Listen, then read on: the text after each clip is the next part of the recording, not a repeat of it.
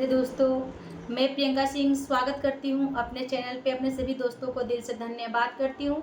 दोस्तों, बहुत ही प्यारा एक राम जी का गारी गीत सुनिएगा, कौशल्या माता। और ये राम जी का नोक-झोंक गारी गीत है। अगर हमारा वीडियो आप लोग को अच्छे लगे तो वीडियो को ज़्यादा से ज़्यादा शेयर कीजिएगा। धन्यवाद।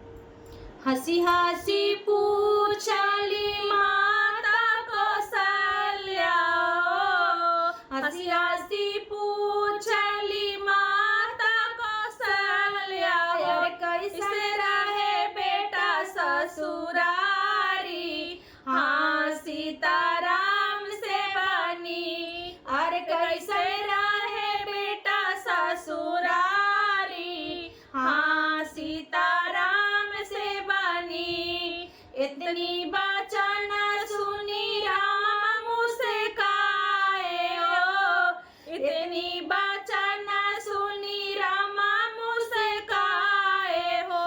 मैया से कर है बड़ाई, हाँ सीताराम से बनी। अरे मैया से कर है बड़ाई, हाँ सीताराम से बनी। सासू के चरण मैया कहाँ ले बखानी हो, सासू के चरण मैया कहाँ ले बखानी। अरे ससुर गंगा जल के पानी, हाँ सीताराम से बनी। अरे ससुर गंगा जल पानी, हाँ सीताराम से बनी।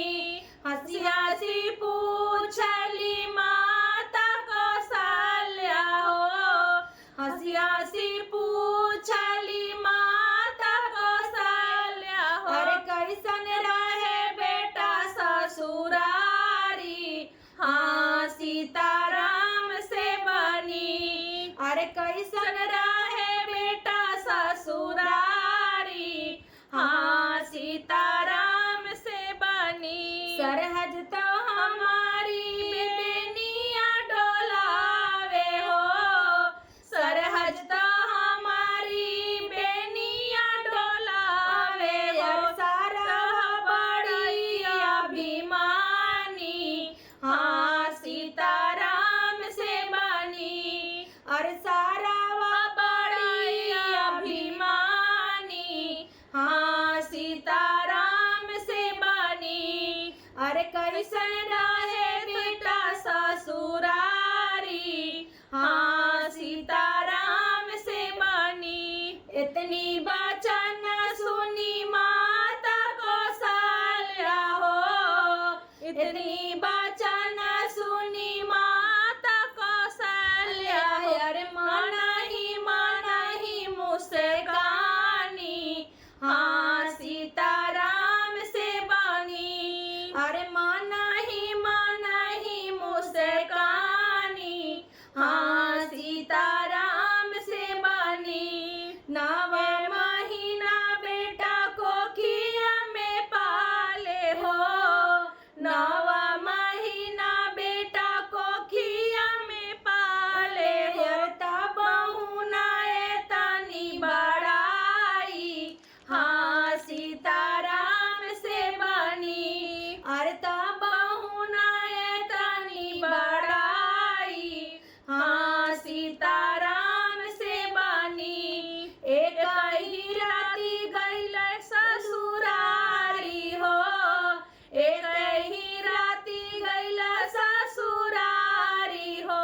अरे के तनी तू सासू के बड़ाई, हाँ सीताराम से बनी।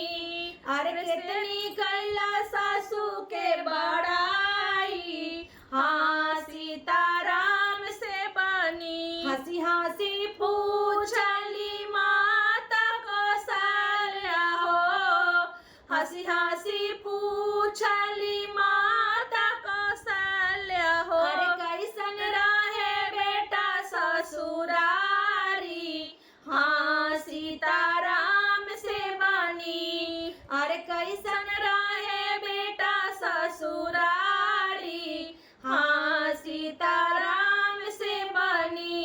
इतनी इतनी वचन सुनी प्रभु राम हो, इतनी वचन सुनी प्रभु राम हो।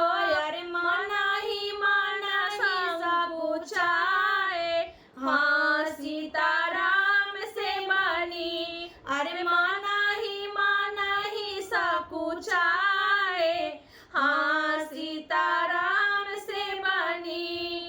राम दुआही दशरथ गिरिया हो, राम दुआई दशरथ जी के गिरिया हो। अरे कबहू न जइबे ससुरारी, हाँ सीताराम से बनी। अरे कबहू न जइबे ससुरारी, हाँ सीताराम से बनी। इतनी वचन